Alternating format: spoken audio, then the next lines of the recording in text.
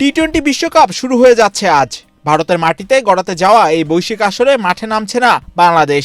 নিরাপত্তা ইস্যুতে ভারতের মাটিতে টি-20 বিশ্বকাপ খেলছে না লিটন কুমার দাস, মুস্তাফিজুর রহমানরা। শেষ মুহূর্তে তাই বাংলাদেশের পরিবর্তে স্কটল্যান্ডকে টুর্নামেন্টে অন্তর্ভুক্ত করে আইসিসি। তবে লাল সবুজের প্রতিনিধিত্ব একেবারেই যে থাকছে না তা নয়।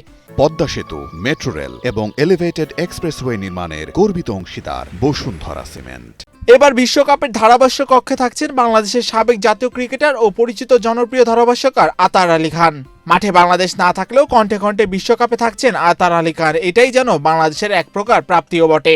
শুক্রবার আইসিসি তাদের অফিসিয়াল ওয়েবসাইটে 40 সদস্যের ধারাভাষ্যকার প্যানেল ঘোষণা করে, যেখানে বাংলাদেশের একমাত্র প্রতিনিধি আতার আলী খান রয়েছেন, যিনি ক্রিকেট ভক্তদের কাছে ভয়েস অব বাংলাদেশ নামেও পরিচিত। এছাড়াও এই তারকাবাহুল প্যানেলে নেতৃত্ব দেবেন রবি শাস্ত্রী, নাসের হোসেন, ইয়ান স্মিথ ও ইয়ান বিশপের মতো কিংবদন্তিরা। তাদের সঙ্গে থাকছেন সুনীল গাভাস্কার ও অসীম আকরাম, রমিজ রাজারা। বিশ্বকাপ জয়ী অধিনায়ক Aaron Finch, Dinesh Karthik, Kumar Sangakkara, Carlos Brathwaite ও রবিন উত্থাপারাও এবার যোগ দিচ্ছেন এই প্যানেলে। এছাড়া বর্তমান ক্রিকেটারদের মধ্যে ট্যাম্বা বামুমা ও অ্যাঞ্জেলো ম্যাথুসদেরও দেখা যাবে। আইসিসি জানিয়েছে মোট 55টি ম্যাচে এই ধারাভাষ্যকাররা দায়িত্ব পালন করবেন, ম্যাচের আগের অনুষ্ঠান থেকে শুরু করে ফাইনাল পর্যন্ত। বিশ্বকাপের প্রথম ম্যাচেই নামবে পাকিস্তান এবং নেদারল্যান্ডস।